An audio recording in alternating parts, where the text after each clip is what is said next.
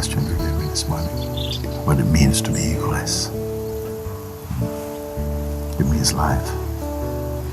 You know, like true life. You're not dominated by feelings.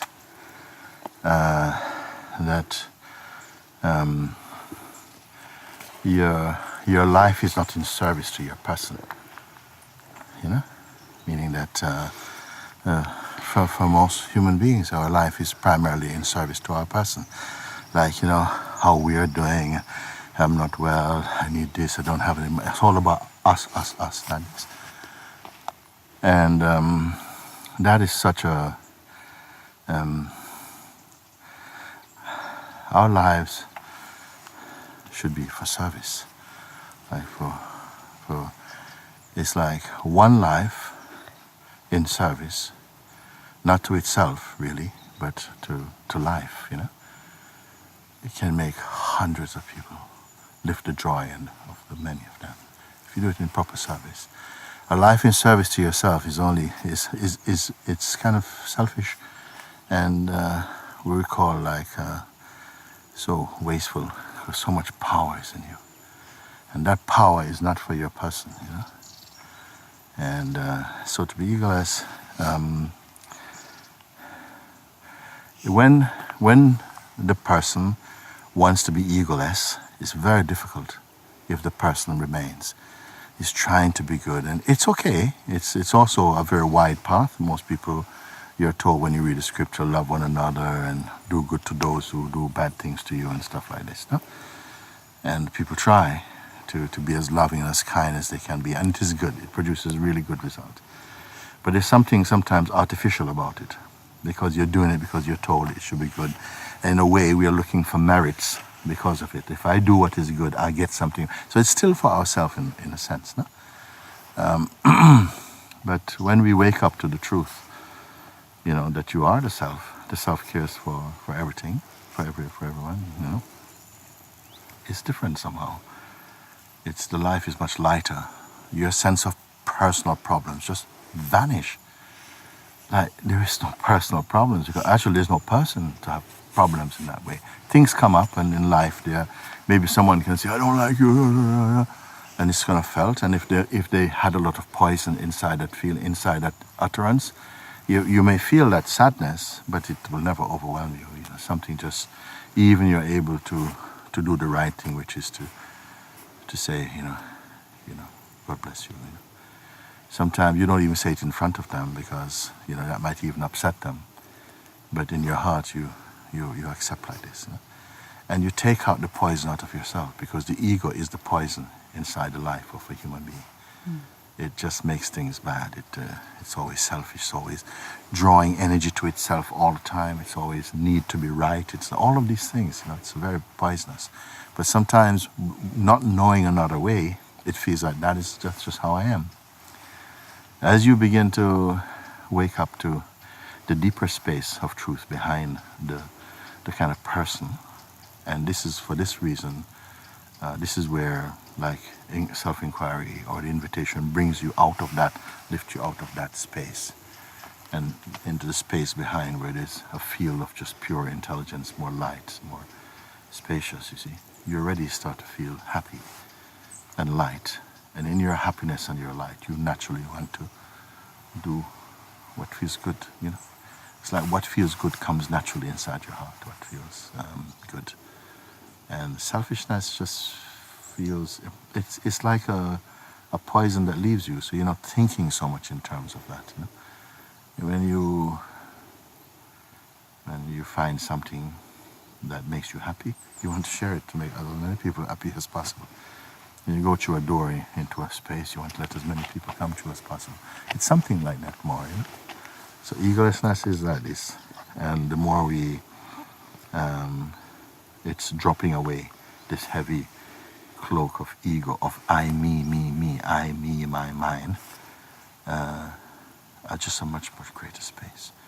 That's why I say you come into the God field, and God field has no jealousy, it has no, you know, all this kind of stuff goes, selfishness, you know, heavy cravings, all this kind of just goes. You're in a field that is just naturally cares, naturally. And even everything just gets picked up in it. It's like it takes care of every aspect of your life and the lives of those you love. But then where you love, don't stop. It keeps expanding more and more. So that's to be without ego. It's the most powerful thing in the whole world. Like ego is the darkest force in the world. And then freedom from ego is the most light and beautiful force in the world. And that is, for me, the challenge of living as a human being, is to transcend the egoic identity. And but it seems very rare in our world, because so much is put on the person. And, it's like our first love, and we love that first. But you are meant to love the self, but not the person, the self first. But we tend to love it last. And it is like that we first grow up with identity strongly and all me, but we are never happy really like that. We need so many things. We need money, we need friendships, we need partners, we need nice things in order to be happy. Whereas someone who is free of ego can just be happy, you're just happy anyway. Wherever you put them, they're happy. They're not competitive, they're very broad in their dealings. They always think for the feelings of others and stuff like that. It's very beautiful. And my wish and prayer is that it just becomes contagious again, just to be happy, that beings just enjoy, when we have like group actions and stuff, people learn to see that they can work together and produce something beautiful, and they love it. When in Montisage and now, the climate has become the vibration has become so much higher, so that the feeling of love is easy. It's not, people are not pretending to love, it's kind of genuinely feeling the vibration. Where does vibration come from? It's not we came here and this was a special land and the trees were giving vibration. No, it's we are bringing the vibration, the living self, by our actions, by our thoughts, by the meditation, by the understanding, by the veneration, the understanding of, and the attraction to God or to pure consciousness. All of this is lifting the vibration. So it becomes palpable. Even people who don't know about these things, when they come, they feel something. Well, I feel good here. I like being here. What are they responding to? They're responding to something in the vibration of the place. They probably don't know the philosophy. It's not important, even the philosophy. It is the activity of the philosophy. It is the power of the guidance accepted. There's no power in the guidance if it's not accepted.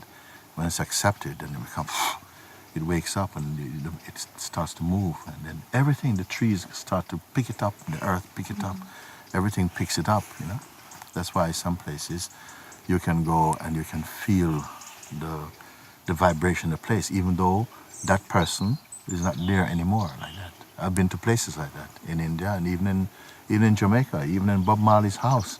I felt this vibration, actually. I went to his room, where his slippers is by his bed, and I wasn't expecting anything like this, but the feeling was so powerful of love.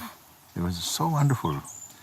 Indira Gandhi's place and different places I've been in, it feels not so many, but actually quite a few. You feel this vibration, and it lives in the walls. It's even the bricks, they hold the vibration. Everything, you go inside, you feel like there was happiness in this house. Some happiness was in this house. And it lives, even though the people left their bodies, the happiness is inside the house. It's an amazing thing. Sometimes the darkness lives in the house also. If it carries it, it's like these are the strong energies of attraction, desire, fear, love. These are powerful forces in the human kingdom. And they somehow affects even the earth. It leaves, it leaves that vibration there. So sometimes people go to the forest. Instead of love being in nature, is because it's not polluted by human darkness, So they feel a bit like, it's empty of that. Just move more into like tree consciousness and land earth consciousness and more than that. But when you come to a place where the consciousness as manifested in the human form, because it's so much more rich, more diverse in its expression, if it is pervaded by and imbued with consciousness, It's so powerful. This is why, you know, like I say, that it was just 2,100 years ago, 2,100 years ago,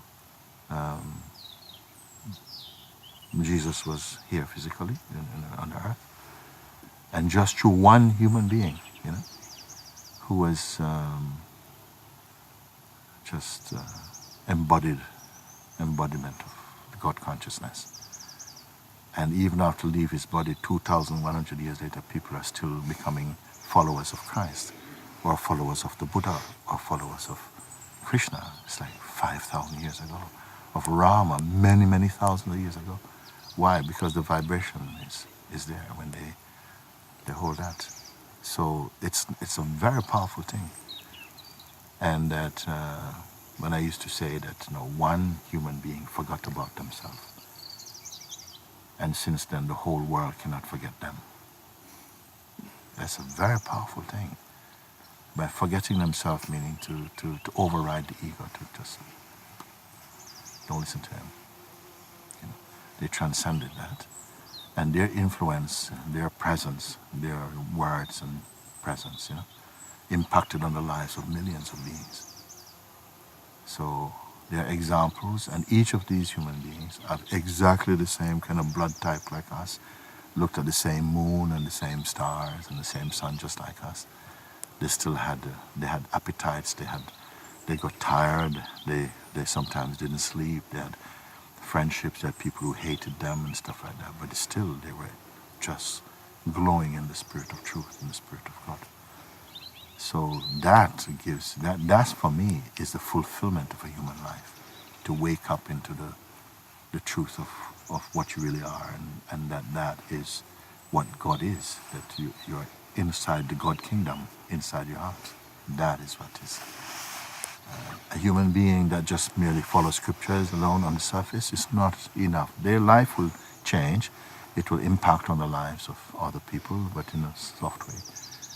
But the one who abandons their ego and plunges fully into the God ocean, this one rises up, you know, and becomes a guide in the world, even if they don't speak. So there are some beings who never spoke, they don't speak, but their presence is so powerful because it's so much inherent in their being, this presence of God, that people just be in their presence and they're transformed by that.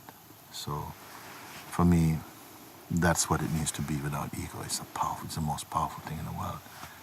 If I were to meet two people, one who's been to Venus and lived there for 6 months, and one who's just lived in a cardboard box for 6 months in meditation on God, and who has awakened to something, I'd go there anytime and be with this one. I don't need to speak to an astronaut about life, you know, because they could just be equally as full of ego. But the one who has transcended ego inside himself, that would be my happy date. I'd rather go sit there and just to be with this, to be in that field of beings, even beings who love God or who are searching for truth. That is the holy company. Just to be in a company of seekers of truth is called auspicious as well. So I feel that we are in the right place by this, you know, that more and more beings are finding true happiness, not a trip, you know, not, oh, we are going to conquer the world. No, just finding one by one is enough. Finding one by one, and that light, you know, moving in the world is something. Because I don't think the world needs more books about spirituality. They need human beings who embody the truth, rather than books that write about the truth. They want to see the living book. They don't want to see a book of just, you know, paper. They want to see a book of a human being like them, whose life, you know, challenges or confronts or reveals something inside themselves that they can, by meeting someone of that caliber, you know, their being cannot deny that it's met God. And many times we've heard of stories where people who are profess themselves to be atheists, have met a being who has that impact on them, that they know, whoa, this is just, I don't know what this is, but is causing all these changes inside my heart. And so this is what, you see? Because they can't be a true atheist. They cannot be. It doesn't really, it's just a strangeness. You know, it just means a depth of ignorance, that you don't acknowledge that there is a supreme power that controls and, you know, determines the order of the universe and cares for things and stuff. It's not human being doing it. It's not human being allowing these trees to grow and to, you know, sending rain and, you know, to change the weather and to take care of all the planets in even one solar system. I mean, but of all the solar systems, you know, just, I cannot, even to talk about it makes you feel weak. You know, you can't grasp the magnificence and the might of that supreme being. And the being is not separate like as an entity doing the things. It is inside the things itself, you know. It's like God cannot be just a form, or God is embodied in all forms and beyond them, you see. Because the forms are constantly changing, because he gives them the portion of time and growth, and anything that is growing must be transformative, changeful, and so on. And, but the God Self is unchanging and yet manifesting change, and taking care of all the different permutations of its expression. It's just, sometimes I just want to try and portray it as a kind of field of energy, but not just energy. It's an intelligence and a spirit that is its visible expression, and appearing out of it gives many clues. Just if you look, you know, we look on someone, we see the hair on their head, which keeps coming out. We're coming out from what? If you look inside the head, there's no hair inside the head coming out. There's nothing there. It's just growing. To show you that out of emptiness I create all these things, and sustain them and bring them back to emptiness. You know, it's too magnificent to talk about it. You know, and some beings that just get overwhelmed at just the majesty of that power. So that power is the source of your own sense of self. To even know this, even if you don't understand that should set your life on fire already. You should have to go down and sit down, and just, there's no end to a gratitude of knowing that your life is sourced in God. For someone who don't really comprehend that, also that is designated by the power that there will be beings who don't feel that for a while, and then eventually they must wake up to that in themselves. So an auspicious life for me is the life that moves away from the ego, which creates a blindness inside the being and make us just, you know, be concerned about earthly things, and as opposed to the one who is aware and living in that awareness, and then living as that awareness. If you come to live as awareness, you are already in the kingdom. You're already in that space. In fact, it's even, I would say, greater than heaven, if I can say something like that. Because when that feeling came, you know, I just thought, is that blasphemous to say? No, I felt if heaven is of images and objects and so on, then they're also in time, in that kind of time. It may be one of God's days, could be 1,000 of human, you know, could be 1,000 years. Who knows? But whatever it is has to be changed. If there are different levels of beings and so on, you know, this, then of course there's still the process of evolving and growing is still there. But in the pure awareness, it's like it's not concerned about growth. It is so perfect. It's so perfect, you know? But it's so unappealing to the mind, because the mind is always concerned about things and objects and having and losing and getting and changing and growing and becoming and losing, and, you know, it's all of that. Whereas in awareness, it's like it is transcendental to such concepts. And this is what I'm trying to, you know, when I say to everyone, leave this now, leave this now.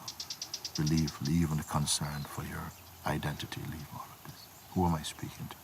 To the intelligence that don't hear this enough. And when it hears this command that comes from the heart, it's able to drop everything and then be in the oneness in the experience of its own oneness, you see. And then it's not, you see, rarely people in the hall in Satsang, in the meditations like this and the guidances like this, you see, then the disturbance is not there. You know, it's like you're in a transcendental plane. Selfishness and all this kind of stuff, it just kind of thins away, and it's as though you're floating in a lighter dimension, you know, of being. So it's very tangible, actually, that we feel it and we have the capacity to experience it. In the beginning, for many people, their mind comes. You can see sometimes people come here, they're not used to this type of environment, and you see how much their mind is troubling them. It appears as though it's the place that's troubling them and the people are troubling them, but it's their own mind is troubling them. You know, it feels uncomfortable because it feels challenged, you know. Why are these people so happy about what, you know? I mean, I don't even trust them, they're pretending, you know. It goes into overdrive on this cynicism, judgments, on discomfort, all these things come up. But they are just the birth pains to reach a higher state of, if they persist, and often they don't. They go away, but something is inside, and that seed begins to grow inside there. Because God brought them here. Even if they feel, well, I didn't want to come here, as my wife came here, so it's still the force that caused them to come here. The force causes them to experience the disturbance that's in them, but they don't recognize that it's coming from them. They think it's coming from outside. But it's coming from a reaction to the energy that they're experiencing, that they're not yet compatible with it, because they're so much in the domain of egoic identity. So that is shaking, you know. So, a very good question you gave me this morning. What it means to be egoless. It means life, you know, like true life. When we think of Jesus or Prophet Muhammad or Krishna or the Buddha or something, you know, it immediately is even people don't know about these things. They know it represents a higher level of consciousness, a level where love is the climate, and, you know, peace, and, you know. So, but when we say I, the implication, the real meaning of I, is consciousness. But rarely in the world, when we say I, it means consciousness.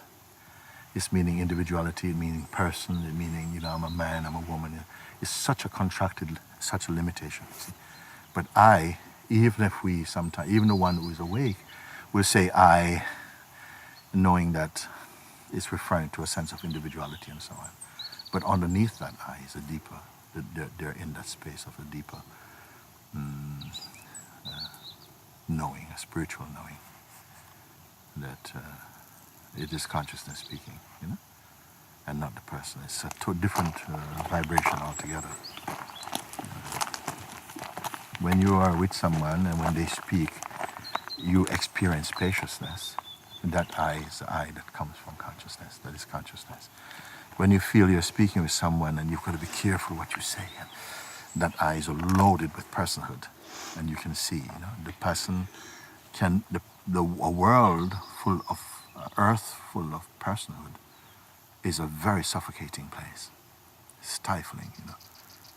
Even if there was only, you know, 3 million people on the earth, it would feel, well, probably that's a small number. But when you meet them, you'd feel a bit suffocated. But one human being who is awake to the self in a crowd of thousands shine and illumines that, you know, raise the level of consciousness in people who recognize it, you know. Because something in us can recognize that you're standing in a higher presence. You know? That's what happens there. Yeah. Because even without being told, people start to behave differently to someone who's awake. They just behave, they can't help it, they behave differently without knowing consciously, oh, that person is someone. No, just they behave differently. They may start in the beginning by being, you know, that's just treating like, oh, this regular thing. But gradually, the presence begin to, sort of percolate and to kind of move more deeply inside you. And it changes them. Their climate start to change. They start to feel more kind, more open. They want to do things for you. It's like that. That's without knowing anything about spirituality. It is commanded in the world. That's when one of the hadiths of the prophets say that when God created the world, it says that God commanded the world, whole world, serve those who serve me, meaning those who are searching for truth. Serve them and make weary and tired those who serve you. You understand? It's a powerful thing. Serve those who serve me, meaning serve those, take care of them who honor God and truth. Make tired those who serve you, who serve the world. Make them tired. Is that a curse? No, it's a blessing also. Because when you get tired of your own rubbish, then maybe there's space finally to say, you know what, I've got to try something different. It says, make weary those who serve you, because their service is in vain. It's like just serving matter and not spirit. So it's a beautiful, it's written inside the heart, in the DNA of every living being, not just human being, but in the presence of one who venerates the truth. Something in them will honor them. It will respond to them. It may even at first want to get rid of them, but it cannot deny that their presence has an impact upon the existence. That is the power of the Holy Spirit and the Spirit of truth in each one. And I say, this place has to shine in that. It has to, as long as I'm here, it has to be that our focus is on, cutting the ego. And not just cutting ego, but living in the truth. Because if your life is only trying to cut ego, maybe you don't even taste the full joy, You're too busy trying to cut ego. But I say, but I'm showing you the truth also, in the meantime. So as you are, you're trying to cut ego, you find the truth, you put down your cutter and just rejoice in the truth and let truth cut the ego. Isn't it beautiful? Yes. Yeah, the truth cut the ego. Why your hands have to cut the ego? You see? That's what the invitation does. That's what the invitation does. The invitation takes all the dirty work, the grime and stuff out of it and brings you into the lap of God.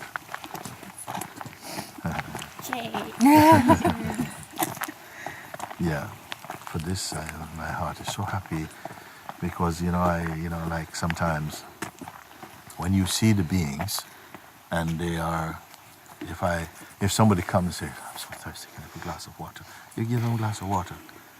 If somebody falls down, you say, oh, brother, come, let's get up. Even though your back is hurting, you help them up. How are you feeling now? Feel better? Come sit down in the chair, sit down. You help them, no? Somebody's hungry, brother, please. You give them something to eat. And whatever you can do, you help, no? Then if they are sick, what you going to do? You have to be able, something must be in you to help them also. Whether it's prayer, you start to learn to bless people. Even if it doesn't work, you still do it. You still keep doing it, My intention is to bless their life, to give them, not that their life become like mine. No, just bless their life, that whatever it needs to be, to remove the obstacles, to remove whatever it is that is contaminating or creating, disfiguring the spontaneity of their life. To banish that by the power of God. You bless them or something. And with this also, people are searching, they're so searching for the truth, they can't find it, so difficult. I say, yeah, no, I say, okay, you read the invitation. Listen to this. Just listen to it. Just listen to it. Okay. And that is the big help they can get. So my God, I was getting ready to do all this gymnastics to try and get over these things, and you've made it so easy. Something has become so easy, I didn't have to go through my mind. I didn't have to go down into this, this dark place of myself. I came to the light place of myself like that. Isn't that a wonderful thing? Why everybody have to suffer blood, sweat, and tears? And they can't do it because the human beings are getting weaker. because they want everything to be done by machines. You know, we don't want to. So even the work of working on ourselves.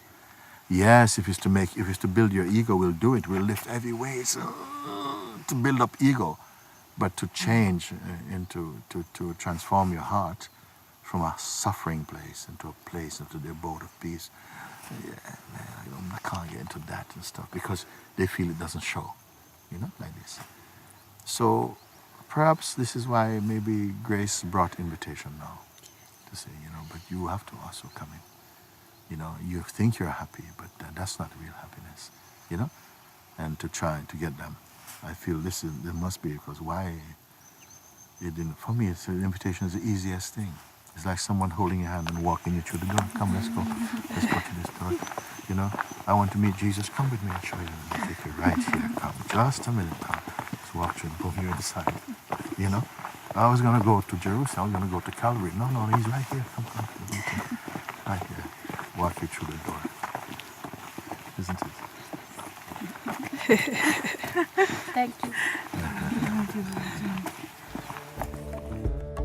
Our Father, take me away, take me